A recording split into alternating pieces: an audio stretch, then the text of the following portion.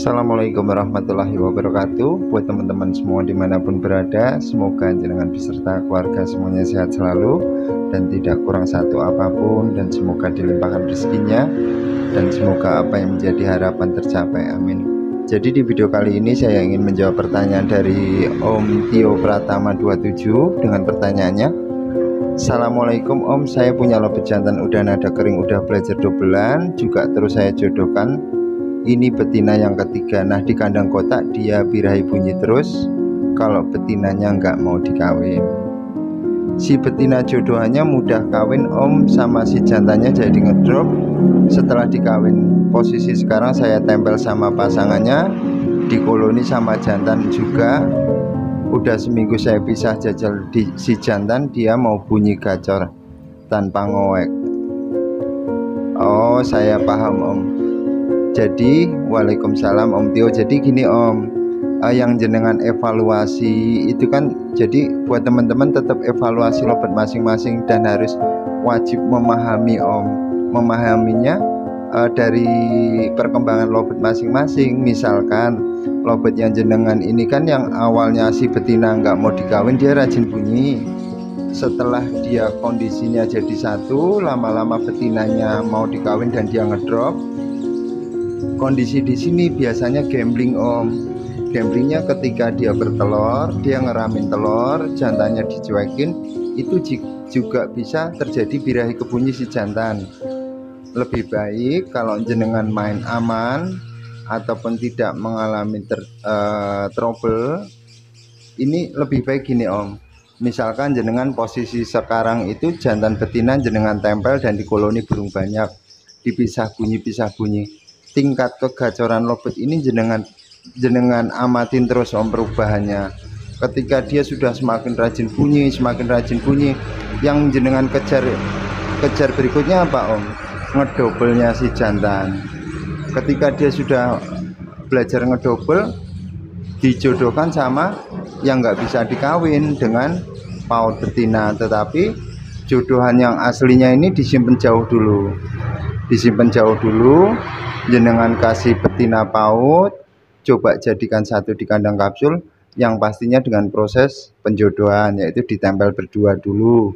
Biasanya awal-awalnya ini agak susah dijodohkan dengan paut Om.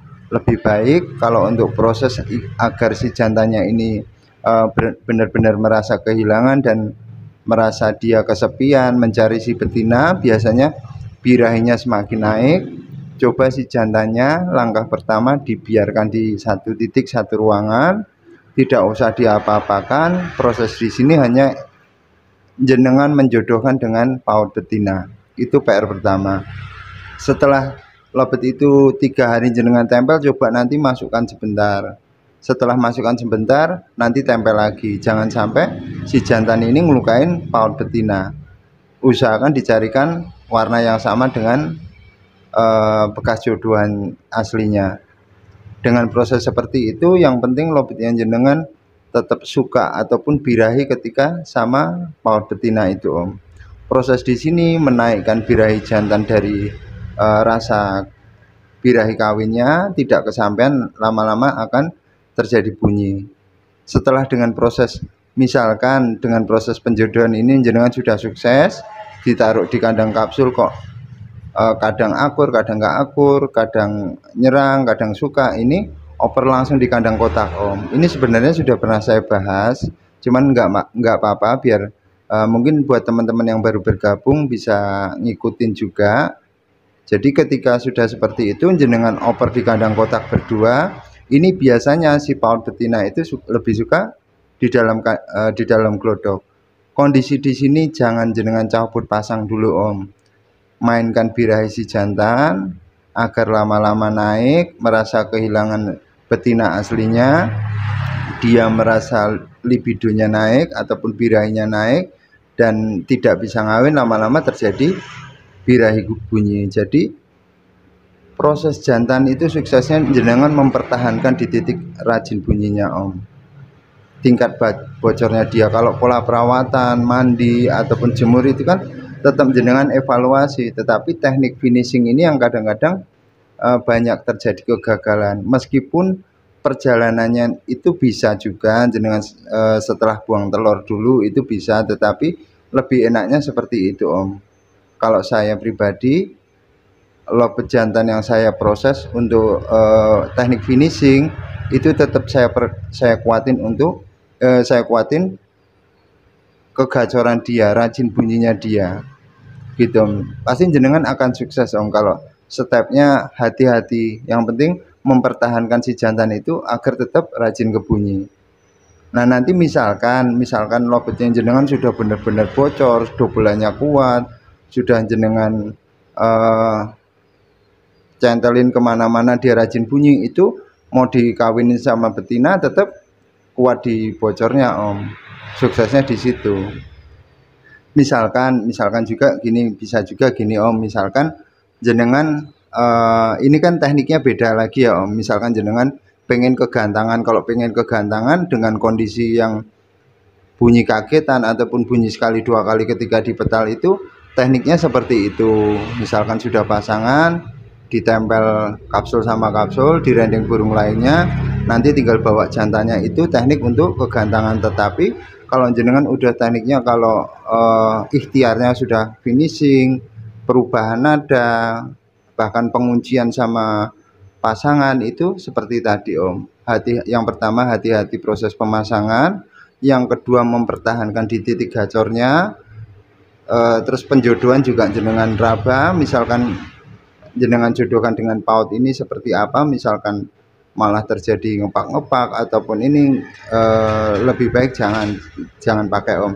Biasanya kalau saya paut bener-bener paut usia 3 bulan itu Om, biasanya kalau jantan seperti itu prosesnya tetap disingle lama dulu Om. Meskipun disingle ini nanti akan ada nada faktornya Om. Nada faktor itu akan hilang ketika kita proses diuntul. Setelah proses diuntul masuk kandang kotak, nanti ketika jenengan mapanin di kandang kotak, dia sudah bunyi-bunyi. Ketika biasanya sudah 1 mingguan dia birahi bunyi, baru dipisah, bantu penjemuran, diraba di penjemuran enak berapa jam atau berapa menit itu Om. Setelah proses itu jenengan gantungin, masukkan di kandang kotak lagi.